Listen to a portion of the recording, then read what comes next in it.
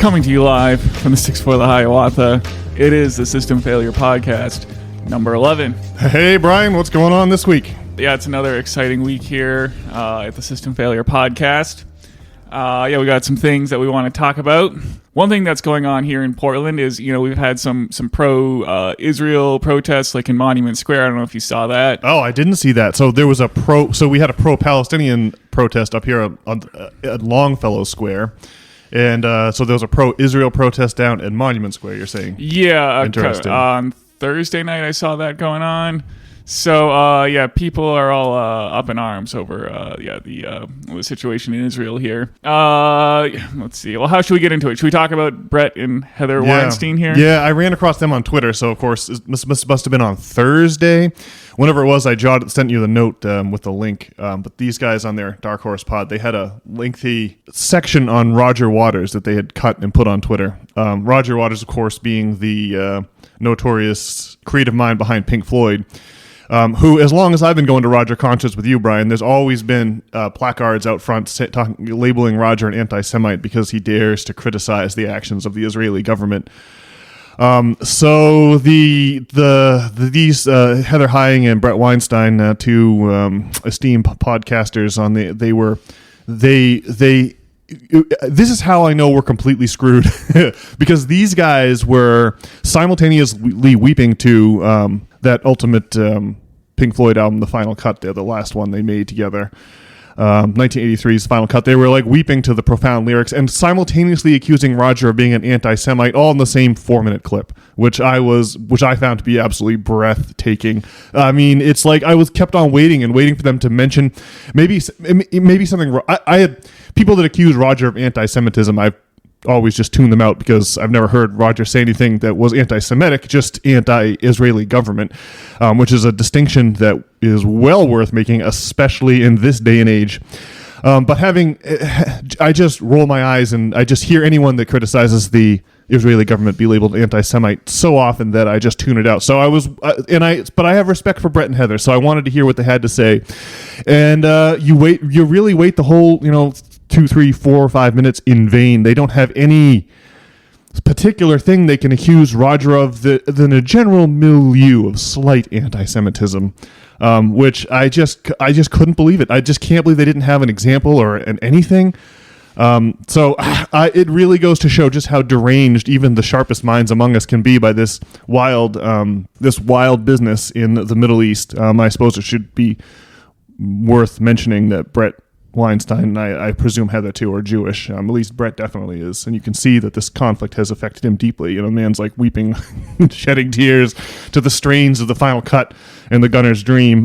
So that was a really surreal experience. I thought you'd appreciate it too. Well, they did open my mind to the possibility of, just getting on here and, tearfully singing Pink Floyd lyrics. So, if we're lacking in content, maybe we can try that sometime. I mean, that's definitely going to happen at some point on this podcast. There's no way we're going to be able to avoid that.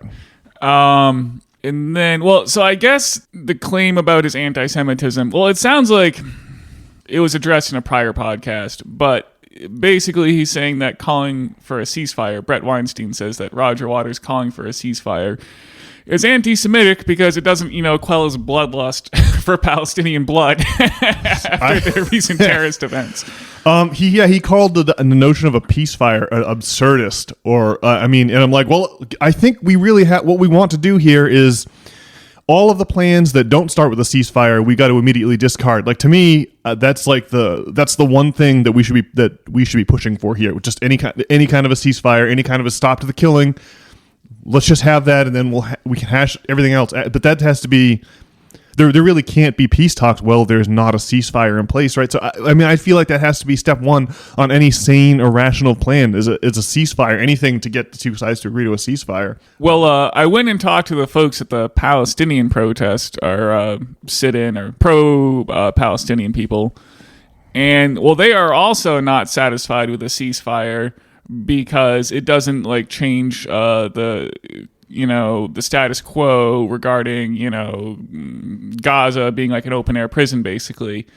And so apparently the ceasefire idea is both anti-Semitic and anti-Palestinian,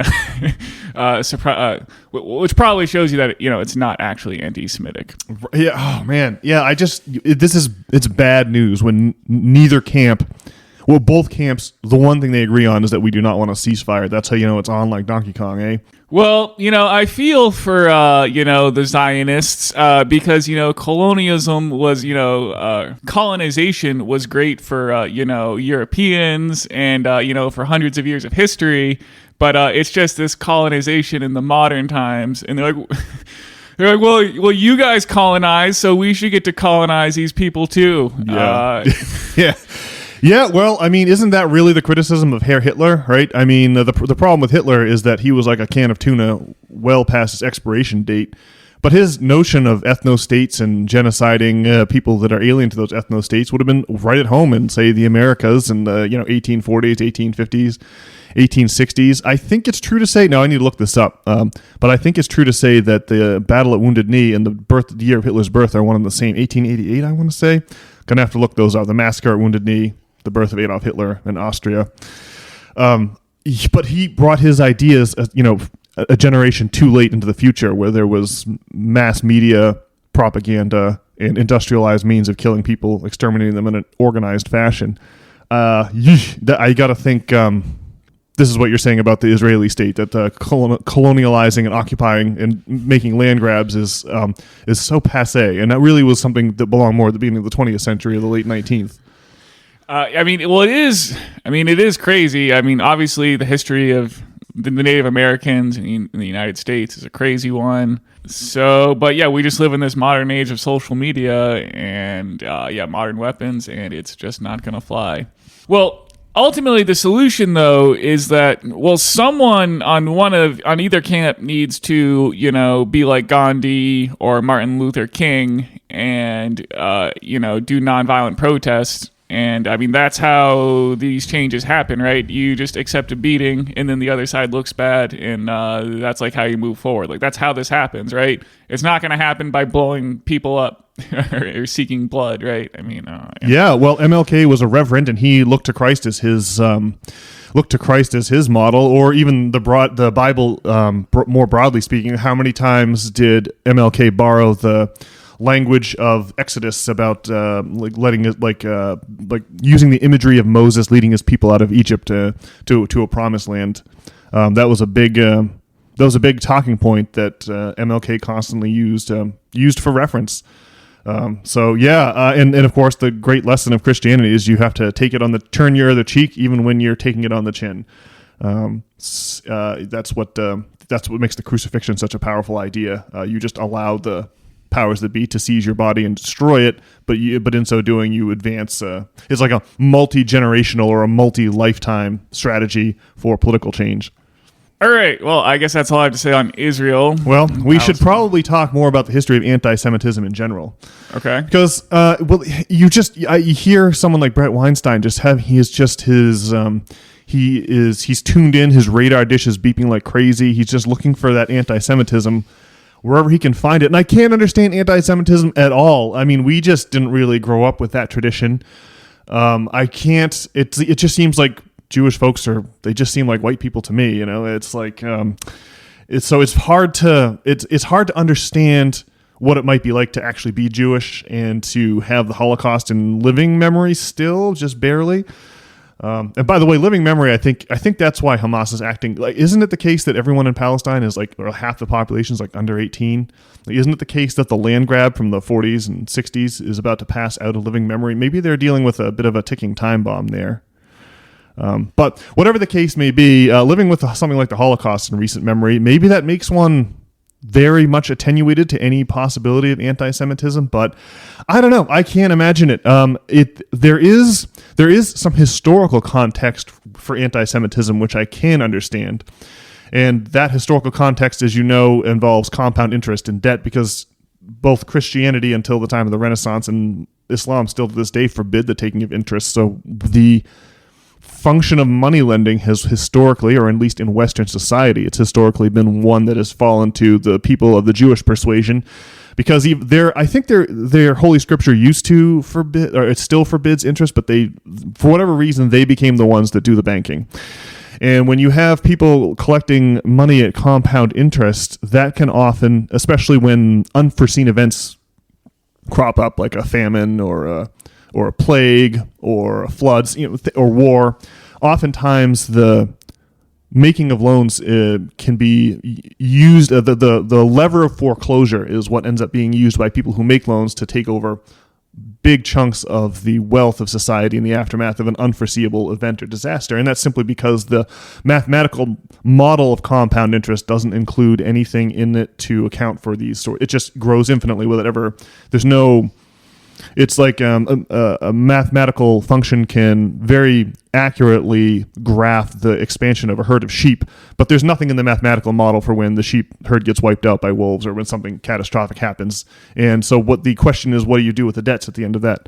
At the end of a situation like that. And as we always mention, the old kings of the Near East forgave debts periodically as just a matter of routine governance.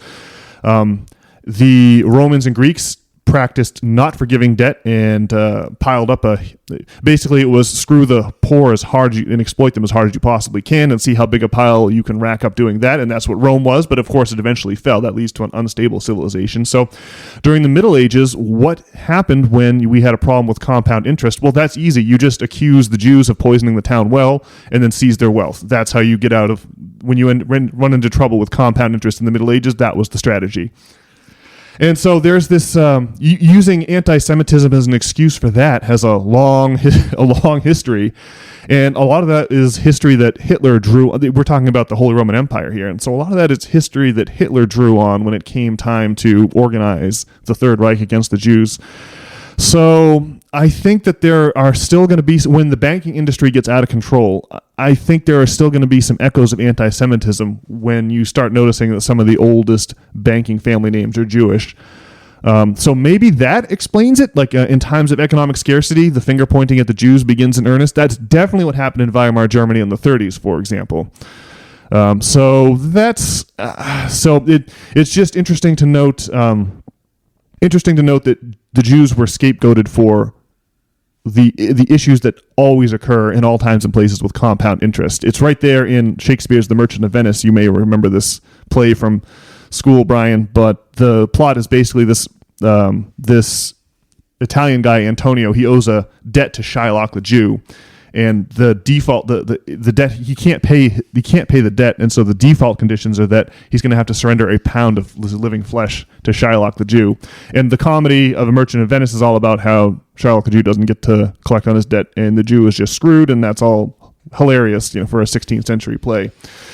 So anyway, interesting background on anti-Semitism. I do think that what's really happening here, like when we talk about what's going on in Israel and Gaza and why it is that the border fence around Gaza or Israeli, which usually has a crack intelligence, the usually crack intelligence apparatus of the Israeli state failed them in the October 7th attacks, especially given that that's 50 years to the date from the Yom Kippur War of 1973, which itself was revenge for the 1967 land grab. But like, it's really interesting that there whenever a war has to start, it just seems like there's always some questionable catalyst, and yet again here we find a questionable catalyst. So maybe this larger period of global unrest. Well, it's my contention that what's really happening is the end of an old world order and the beginning of a new one. I think that the cracks run deep all the way to the very core of society, and that there's more here going on than just a simple issue over land grab and or anti-Semitism in the Middle East. So that's my little spiel on anti-Semitism anyway. I mean, anti-Semitism, it seems like the threshold for anti-Semitism these days is, not supporting the murder of Palestinians or the being, not pro-Zionist, I suppose.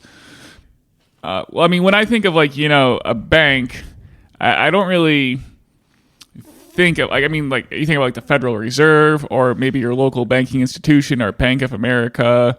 I don't when I think of Bank of America, I don't think Jew. Agreed. Yeah, I don't either. But I think that there is some kind of a buried memory, because we come from a Western civilization. I think that there's like just strains of scapegoating Jews for societal problems that they clearly had nothing to do with, and the seizure of Jewish wealth, which is what you saw during the concentration camp period in Germany. The concentration camps were outside Germany, but during the Third Reich, right? They seized all the artwork owned by the Jewish families of Central and Eastern Europe. Right? They pulled the gold fillings out their teeth and piled those on. Take their hair, take everything. Like the wealth seizure is a big part of the program, and Hitler followed it to a T. I mean, I guess this kind of anti-Semitism is the conspiracy theory that, Jews run the world. Yeah. So I guess that's kind of the way that you see anti-Semitism these days. And I mean, I don't know if it's really getting worse in light of the recent economic challenges. It's kind of, it's just kind of been around for a while, this kind of conspiracy theory. I mean, Israel's sort of like this unique situation. I mean, you don't see any other colonial power propped up by the United States government. But I don't know. There's the line between anti-Zionism and anti-Semitism. It is kind of dubious because, obviously Zionist has a lot of support among Jewish people. I would imagine anyway. I wonder what those numbers really are. Obviously you see some Jewish folks speaking against it. And it's not like Jews aren't from this land and have historical ties to it also. So it's all a big complicated mess. Although, on the other hand, I just know from working insurance claims at my job, when Hurricane Harvey happened in Texas, it was just one town in Texas, but if you wanted support from the government, they made you sign this thing that promised you wouldn't boycott Israel, which is really crazy. And then there's this thing where if you criticize, Israel like Roger does, they'll have a truck with a TV screen driving around in front of your concerts saying that, you're an anti-Semite.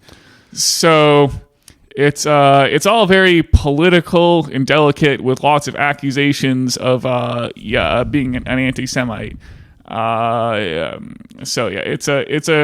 It's a crazy conflagration, you might say. Yeah, it would be nice if we could use accusations of anti-Semitism as an actual tool, or if it was actually a useful label. But just when Roger Waters gets hit with the anti-Semite label, then now it becomes a useless label for trying to separate the very real problem from the banks the vast majority of Jewish folks aren't going to have anything to do with the banking industry. It's just crazy to associate them with the banks for any reason other than historical ones already mentioned. It's like we have to be able to understand the problems with banking and not get distracted by forms of racism or blaming other regular folks for what's happening, for what's really happening, and that's a class issue. We got to focus, in other words, on class and not race, and that's what mixing up anti-Semitism with anti-banking sentiment is. And like I said, we can't. It's hard to pointing out anti-Semitism is going to be a lot harder when the term is used in non-serious fashion against the likes of Mr. Roger Waters. Well, it's a way to deflect valid critiques, I think, is the problem. I mean, clearly nobody's attacked fascism in their art more than Roger. Yeah, it's like he's really gone out of his way. It's mincing around on stage with a fake German MP40 submachine gun and a trench coat, and just really gone out of his way to try to oppose fascism in a very public way. I mean, it's like, man, but God forbid he should be critical of the Israeli government's less than humane policies against their Palestinian neighbors. Because apparently all that anti-fascist stuff means nothing. It's a sorry state of affairs, to be sure. The part that really concerns me is someone with a crack intelligence like Bret and Heather. Buying into this idea that Roger's an anti-Semite is that is just so. I just can't believe it. It's just so hard to take on board. But it must be a really emotional, if you're a Jewish person, especially if you're a Jewish person for whom that part of your identity is a big deal, like I assume for Bret it is. I don't know about Heather, but it's got to be a really emotional time, and it's got to be hard to keep your compass pointed north.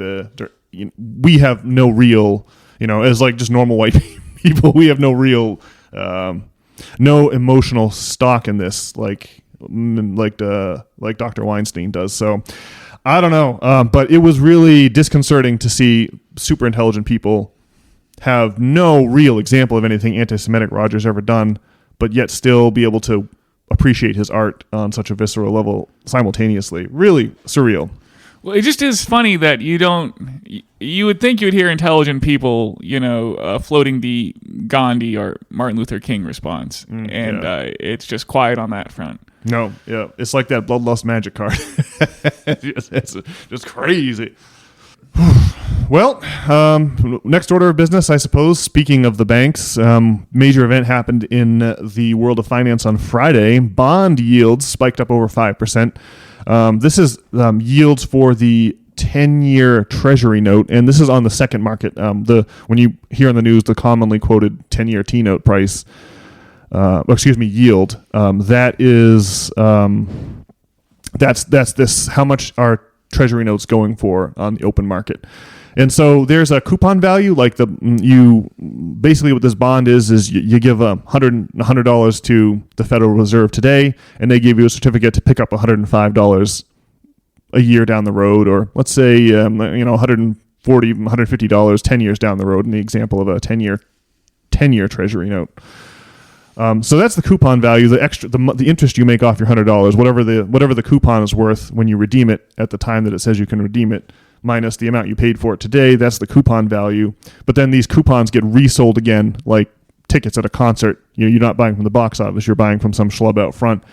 That's or from Ticketmaster's legalized scalping service, which is another shocking conversation. But the point here is that people are demanding more and more yield on the second market, which means that the prices are essentially going down. It means that the bonds are getting harder and harder to offload on people. That demand for them is dropping.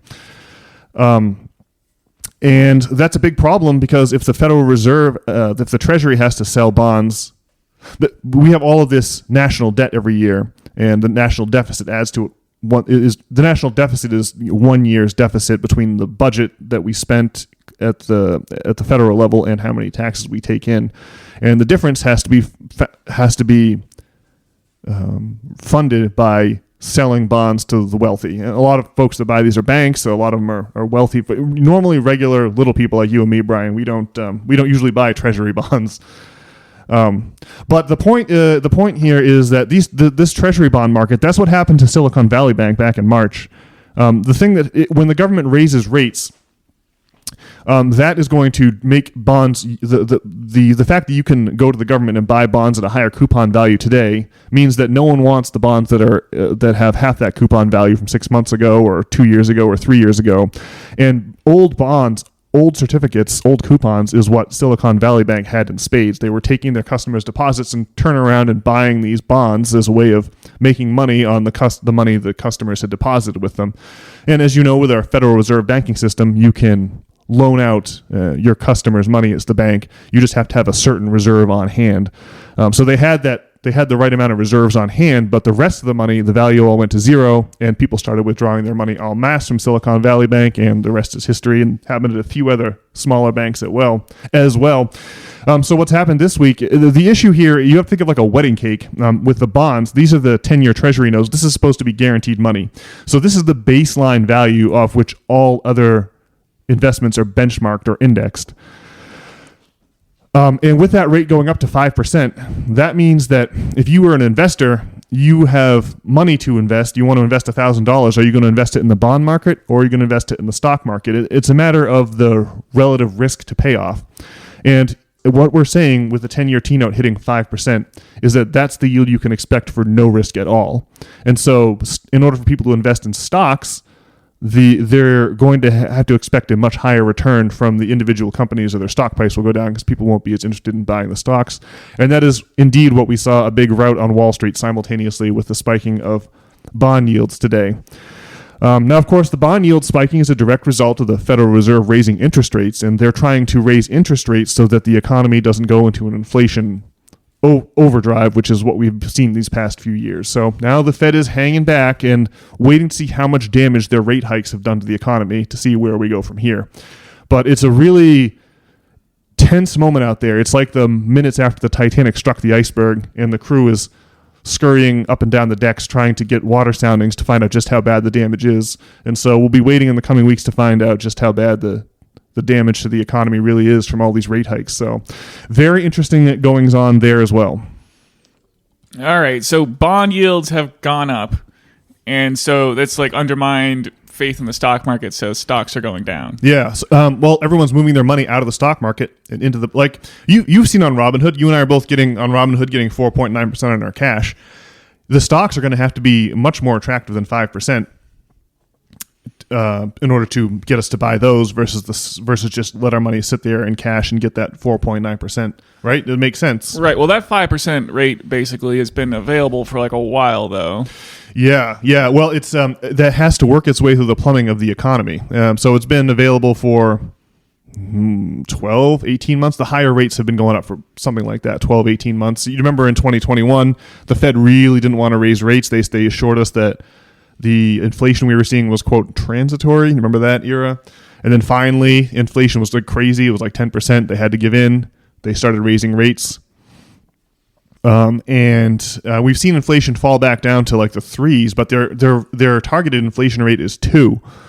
But I suspect that the destruction of Silicon Valley Bank and several of its smaller competitors is just the beginning of the fallout from raising rates. We're going to see it's frozen up the real estate market too. Is another thing that's right. No one. In order to get a new mortgage, you'd have to get it at 8%. But everyone's already sitting on mortgages at 3% and 4%. And well, mortgage rates have been this high, notably last in the 90s. I can't remember when. I have to look at the chart again. But the rates were like 18% in the early 80s. But the underlying debt was so much smaller that people could afford those interest rates. A 5 or 10% swing in interest rates meant a couple $100 a month, not a couple $1,000 a month as it means now. Those houses were 75, 100K in 1982. Those houses are now 400, 500K. And so we really have done some serious damage to the economy. It's not just that we're trying to get my conspiratorial mind tells me it's not just that we want to get inflation to 2%. I think that there's a amount of control over the workforce that they're trying to reassert also. If people are losing their jobs because companies are losing money because business has slowed down, that will discipline the workforce and make them more susceptible to coming back to work. Maybe in good time to rescue the commercial real estate market. Maybe not. I understand that commercial real estate market's in a hell of a situation. A lot of I think it's typically a 7-year lease that you sign when you rent a commercial space, and a lot of those are going to start coming up and not be renewed. So I wonder what's going to happen to commercial real estate is another one of these sectors of the economy that's on the ropes. So storm clouds are gathering, and it's an interesting time to be reading the Wall Street Journal or refreshing CNBC. Well, as a Bitcoin holder, I think if interest rates go down, the price of Bitcoin is going to go up because money will start pouring into assets, and also old Magic the Gathering cards. Yep. Yeah. That's definitely the case. Anytime you have a limited quantity of something, that is where you get crazy inflation, like classic artwork, classic cars, old Magic cards from the 90s. Well, they raise interest rates to get inflation under control, but then no one can afford to buy homes. And then, so I suppose if inflation is under control and they can lower interest rates, and then the price of homes go up and become, more unaffordable. So you just get inflation on the housing market rather than the cost of eggs at the grocery store. Yeah. Yep. That's exactly what you've had is inflation on things that rich people buy with all this cheap money. All that cheap money, of course, went to the wealthy. Right? That's how our economy works. And so what's really been happening since we went to this zero interest rate paradigm after 2008, what's been happening is crazy inflation on the limited assets that rich people buy, classic cars, artwork, magic cards, real estate, things like that have a limited inventory. Those stocks, another one. Those stocks, the inflation, like the stock price going up, we think means we have a good economy, but really that's just crazy inflation on the price of stocks. Well, I mean, I think it's been forecasted that, the economy is supposed to take some kind of crash here. Yeah. Which will be interesting leading up to the election. Yeah, it sure will, man. The Federal Reserve has really painted itself into a corner, right? Whether you raise rates or lower rates, there's a disaster waiting behind both of the forks in that road. Very interesting. It really does feel like the tense moments after the Titanic struck its iceberg and we're trying to find out how bad the damage is going to be. That's what it feels like to me in this moment. We'll see how things play out, though. So are you calling for total economic collapse? You know it. I'm sure it'll happen this very week. All right. Well, do we want to say anything else on the topic of interest rates? No, I think that's it. I think that's all I've got to say. Okay. So one thing I've been thinking about is mental health, the problem of free will, and drug consumption. All right, interesting. How does free will figure into it? I'll let you attack it the way you were going to attack it, but you got me wondering. Sure. Well, so I'm on, I think going into my 5th weekend, approximately like 5 weeks without smoking the weed, man. Yeah.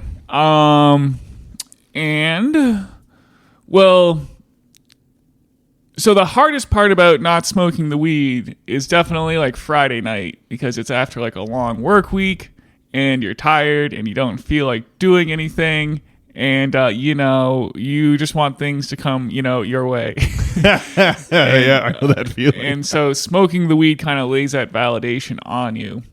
And so I smoked the weed for like 15 years, I think, approximately, from like when I was 20 to when I was 35.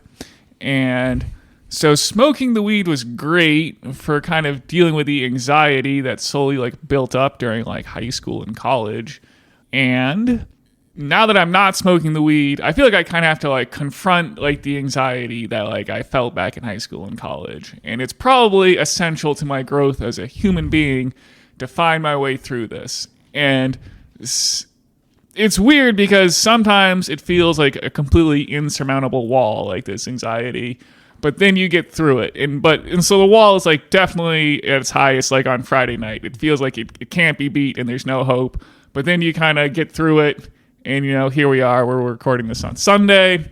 And I don't know like why I get so worked up sometimes, but probably 15 years of like dealing with my problems by smoking the weed or whatever probably doesn't help, right? You kind of have to have that skill of being able to work through your issues. You need to build up like, experience points in that field, right? Mm-hmm. And so I guess I'm thinking about like the problem of free will, and I'll bring it around in a bit here. But, I guess, Sam Harris and Dan Dennett like argue about the nature of free will. And on one level, it seems like obvious that we have free will. Like if I want to like flap my arms around, or if I want to do something, I have the option to do it. And if someone is constraining me, if I'm like put in like handcuffs or something, it's uncomfortable because I can't do what I want. But on the other hand, the problem with free will is that it seems like it could be an illusion. I guess like Sam Harris did these studies at Stanford. Is that where he went to college? Yep, I think, that's where he did his PhD in neuroscience. Right, and so when you do like MRIs, they see that decisions are made by the brain and then like rationalized by the conscious, or your consciousness or whatever. And it seems like if you had a powerful enough computer, I could just predict what you're going to do. And this feeling of agency is just kind of part of our, it's like our consciousness plays this role in our body that we don't quite understand, but we have to sort of process things. And that's like what probably the feeling of consciousness does something in allowing your body to like, has some evolutionary function. Yes, yeah. Yeah. Yeah, I think it's. I think that your brain, your intelligence, is creating post hoc. All the stuff is going on, and it's coming into your brain, like stuff is happening, and you create post hoc rationalizations of the things that you see, and you use those post hoc rationalizations to give rise to the sense of having an ego. And the ego is a very useful tool, so that when you go to dinner, you put food in your mouth and not my mouth. But that feeling of putting food in your mouth and not my mouth gives rise to this illusion that you could have done other, that there was another option that you could have done at some point. And so I think that's it. Maybe that's Harris's argument in a nutshell, maybe. This idea that I've been thinking about is that, maybe some of us have more free will than others. Like, I don't think I've heard anyone talk about free will, like, existing on, like, a spectrum. But, like, if you see, the drug-addled homeless, that we have here in Portland, they're strung out on the meth or the heroin or whatever it is they're doing. I mean, if you're, like, addicted to drugs, I mean, that obviously hampers your free will, right? You're living in this state where you need this drug to get any dopamine, and if you don't have the drug, you're just living in hell. So you're, like, caught in this prison, right? And so there's this idea of like karma in like Eastern religious traditions. And so karma is sort of like to break free of your karma is to sort of like break free of your chains. And so I really don't know about the mechanics of our biology, and, I haven't done MRI studies on consciousness, but it seems like you could be more free than other people, though. Couldn't some people have more free will than others? Yeah, for the idea of karma, well, imagine, it's a dark example, but, like pedophiles have all been abused as kids by other pedophiles, and it's creating like this karmic chain, or it's caused this wave of causality of pedophilia going through the generations, right? And so, suppose you can amass free will in yourself to free yourself of the traumas of the past, and sort of like be the person that you want to be. And isn't the struggle with mental health, isn't it like a problem of like succumbing to the like walls of your prison versus overcoming them? Yeah, that's a good question. Well, yeah, you're saying that there's a gradient or a spectrum of ability to have free will. But I wonder if that really is free will, or is it that there's a difference in ability to sacrifice for delayed gratification? Is that the difference when you say someone has has strong free will versus not so strong free will? Are you just talking about the ability to delay gratification? Is that what you mean by resisting the irresistible current of destiny that sweeps us all along to some inevitable conclusion? Well, you certainly need free will to, seek delayed gratification. Is there a difference between the concept of free will and the concept of delayed gratification? I mean, they seem pretty, like, similar. I mean, if you want to be happy, you're going to need to invest in your future, right? Yeah.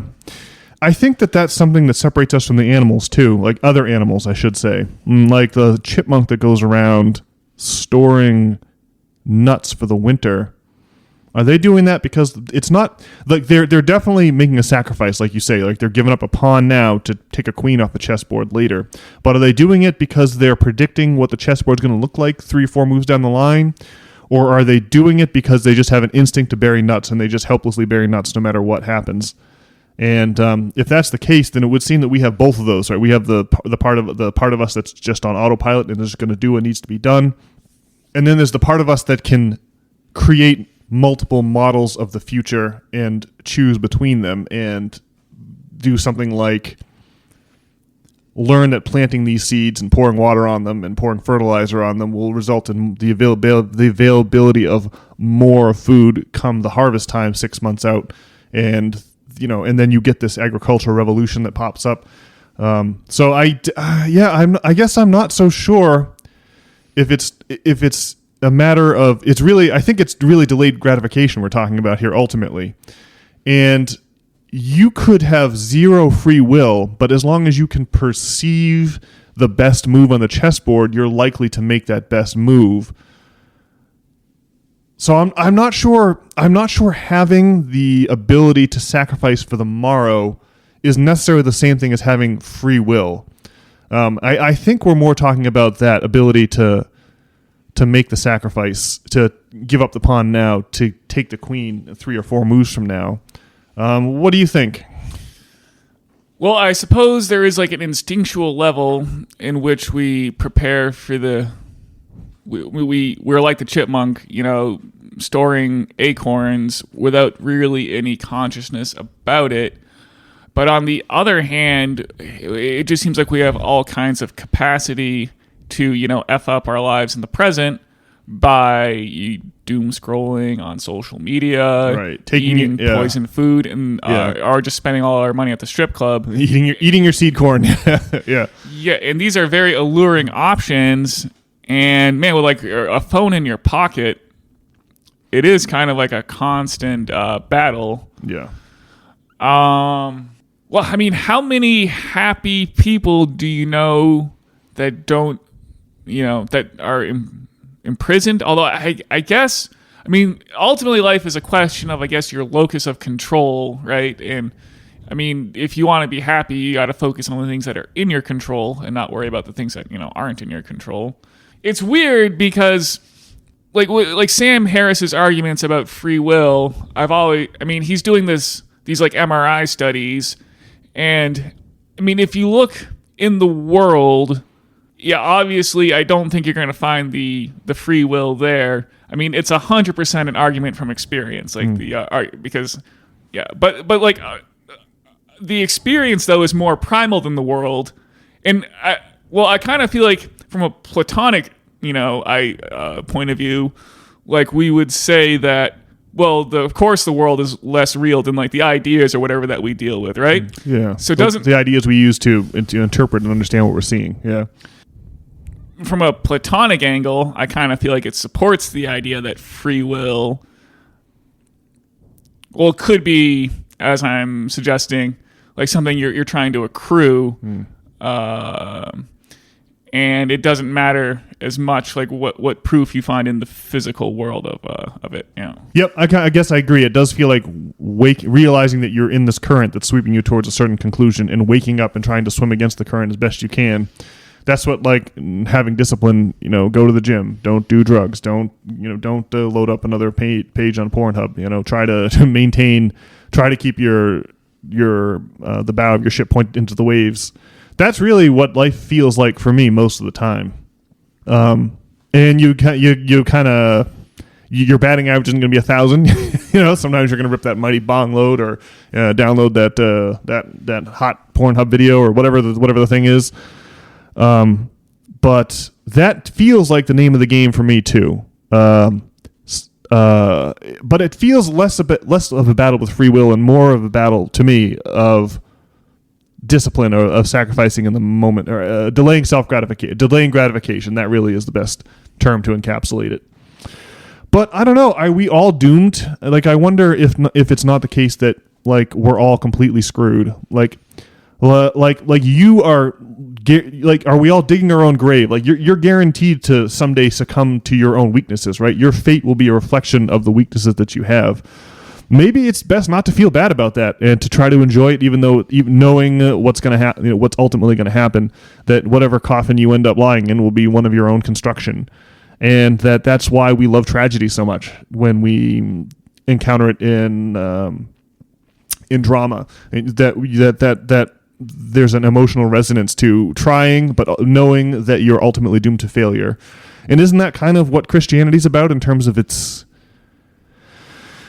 well, at least in the Augustinian interpretation of Christianity, which is what we're all familiar with, where guilt is institutionalized as a virtue. Like, it's good that you should feel guilty about your Pornhub usage or your weed smoking or your whatever the thing is, whatever you've been doing, you're fornicating, you're bank robbing, whatever it is, right? You should feel bad about it. And then by feeling bad about it and celebrating that guilt, that's how you expiate. That's how you get rid of the sin, so to speak.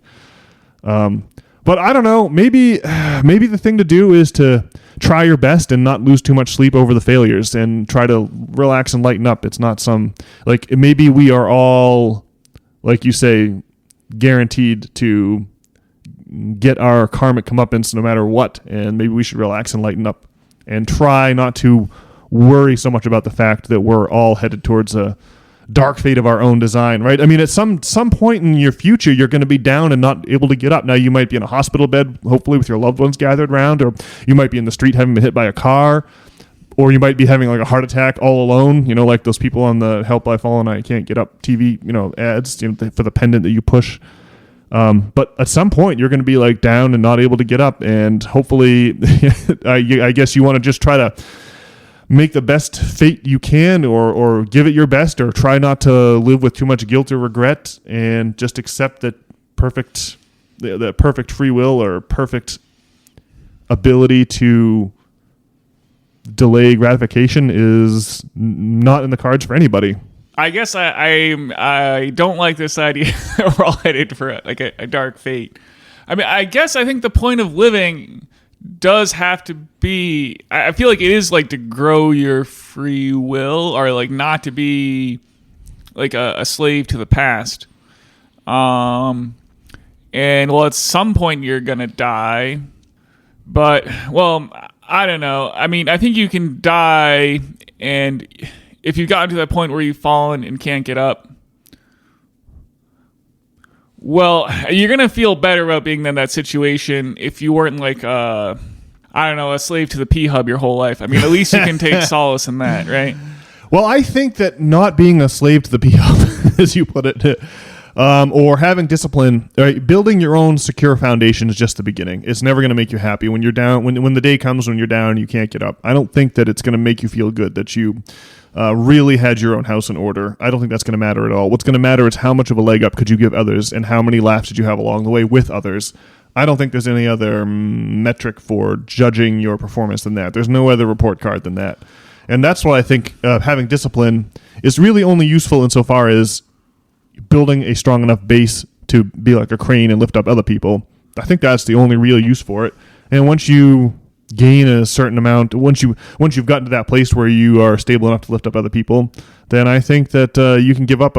Hopefully, I'd like to think all of life wouldn't be a struggle with discipline. But maybe once you've shot putted your children as far into the future as you possibly can, and wiped your brow and collapsed down in a heap in your favorite lounge chair, maybe life won't be about discipline then, but about enjoying watching. Continuing to do what you can for your kids and enjoying watching or helping other people in some capacity. Maybe that's what it's really all about. I guess I'm an optimist about reincarnation, and that we're gonna have like iterations. Like there'll be so many. It's like the waves rolling in on the beach, and that the point of these iterations is to kind of sort of grow your spiritual qualities, and so. I mean, what your spiritual qualities are, well, I mean, I think they're the things that kind of free you from your karma or free you from your chains in one way or another. Are there many things like this, or is it basically all one thing? That I'm proposing that helping other people is they all fit in that category, but maybe it's broader than that. What do you think?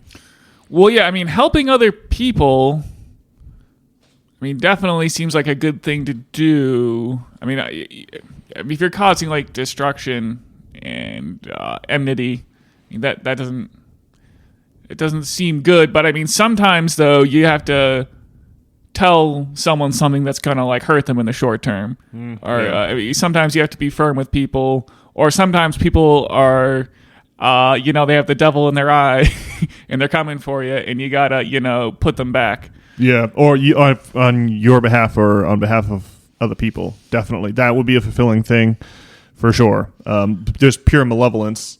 That's definitely something that has to be contended with. So ultimately, I don't know. Well, the struggle with like mental health is a crazy one. You should try to grow. I mean, I feel like you are trying to like nurture like your spirit or something inside of yourself.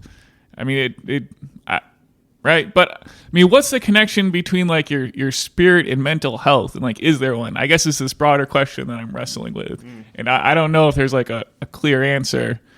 I mean, like if you're like Julian Assange and like locked up in some crazy cell, and they're hitting you like with a strobe light and the Barney music for 24 hours a day, and you're in some kind of veritable hell, and yet you've done something that you know is right. Yeah, I wonder if Julian would do it all over again. Isn't that what Albert Camus wrote about Sisyphus? That maybe Sisyphus is happy because he's constantly, even though he has to do the menial task of constantly rolling that boulder uphill. So, in other words, even though his life is a torment, the fact that it's so important, does that maybe give... Do you think Julian would sign up to do it all over again if he could? Leaking all that insane stuff about like the Hillary Clinton campaign and the American misdeeds, military misadventures in Iraq and Afghanistan?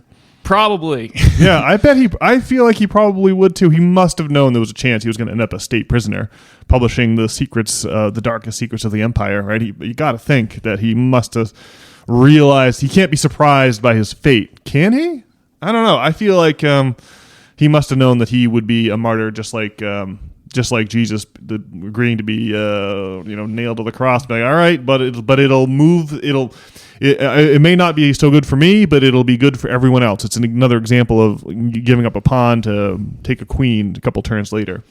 Well, if you have the chance to do something like really great, and you know that the Roman government's going to come down hard on you, but I mean, you must give you like a certain warmth inside that no one can take from you. Yeah, it would give meaning or purpose to your enterprise, and I got to think that maybe that's really the key to mental health, not necessarily well-being in the physical or mental department. There's no question that Julian isn't getting the things he needs to be physically or mentally healthy in solitary confinement at Belmarsh Prison. But maybe purpose is what we need more than preservation of our mind and body to lead an actualized life. Well, anyway, those are my musings on free will, which it seems important to grow, I guess, in ourselves, or that delayed gratification's got to be important. But I don't know, maybe we can do this podcast when I'm spazzing out on Friday night sometime, and I'll have some dour thoughts on... So I propose an experiment. What I think we'd ought to do is do a podcast sober, do a podcast on coffee, do a podcast on alcohol, do a podcast on marijuana, and it'll be a 4-part experience, and we'll see which podcast is the best one. Because you've been doing great these past 5 weeks with discipline. I've been doing pretty good. I've taken multiple weeks off in a row, but this week was not one of those weeks. I think I have smoked each of the past 4 days. Maybe this will be day 4. But that's way too much smoking. You really don't want to do back-to-back days. But I swear that, especially that first day, you've taken, a couple, 3, 4, 5 days off, maybe even a week or two, and you first get back to it. I swear there is something. You can just glimpse divinity, is how I want to put it. You just feel it's like that level of dopamine rush. My brain is really good at creating dopamine from smoking weed, having been at it. Not as much, not for the more than a decade like you, but certainly I've had a long and storied smoking career. And my brain's really good at lighting up like a Christmas tree with the introduction of that drug, especially now that I don't smoke it, nearly as much as I used to. I swear, there's like a moment when you walk into the Academy of Fine Arts in Florence and you see that Michelangelo statue of David for the first time, and you're like, wow, it's that feeling of hair standing up on the nape of your neck, or that feeling almost like tearing up, that feeling of just absolute exquisite beauty. I think when we think about the sacrifice Julian Assange has made, like the beauty of the sacrifice he's making for the advancement of civilization, is really something that is beautiful. And so I feel as though I think it's probably true of all drugs, but definitely of weed, and maybe with alcohol, in the sense that you get that the best drunks are the one where you're gulping beers down and slapping your buddies on the back and tearfully telling them how much you love them. Those are the best moments. There's a real beauty to those moments, and I think that similarly, weed can help you appreciate art or tune into the divine. And I'm sure that the real answer here is that ultimately we want to be able to tune into that without the need for chemical prosthetics. But I would submit to you that we are in a 5-alarm fire situation, and that we haven't got time for years of meditation, of discipline, of fasting, of prayer, and that what we need is the good old-fashioned American solution, a simple pharmacological cure to our massive national, international wound to the psyche that we're all suffering from. So yeah, I think that these substances can have value as a prosthetic to help you perceive beauty or perceive whatever the divinity, whatever the thing is, the aching beauty of creation, right? There is something achingly beautiful about the tragedy of all of our own lives and how we're all going to succumb to our custom designed set of weaknesses. I don't know. I think there's a lot of value to seeing that, and that what I don't want to do is just become a straight edge person who never uses these chemicals. I want to be able to do them once a week or once every couple of weeks as needed. So the trap for me lies in day 2. Okay, great. It's got to be Friday night. You're in a right state after a week of torment, working in the dungeon for the man, and you just want some relief from that sort of mentality. And you smoked the weed. Now you've like wept to the final cut or whatever perception of the divine you have. The problem for me comes the next day when you start to get a funny idea, a strange idea, an exhilarating idea. I'll smoke again today, and that's really where I see the trouble here. It's not doing it once; it's doing it twice. That's where my gears get stuck in the mud, because now I'm on day 3 or 4. And tomorrow will be Monday, so I'll go back to discipline tomorrow. But it'll make for a long afternoon of discipline after work tomorrow, and that's fine. It's been working for me, but that's the real catch for me. Day number 2. I think the problem with the weed is like why is the smoking the weed again such a compelling idea on day 2? I mean, well, I don't disagree that you get you smoke the weed, you get this beauty, you have this rush of dopamine. And you can think about things in a way that feels unchained or unimprisoned. But I mean, it does come at a toll on your body, and you're just in this dopamine-less haze the next day.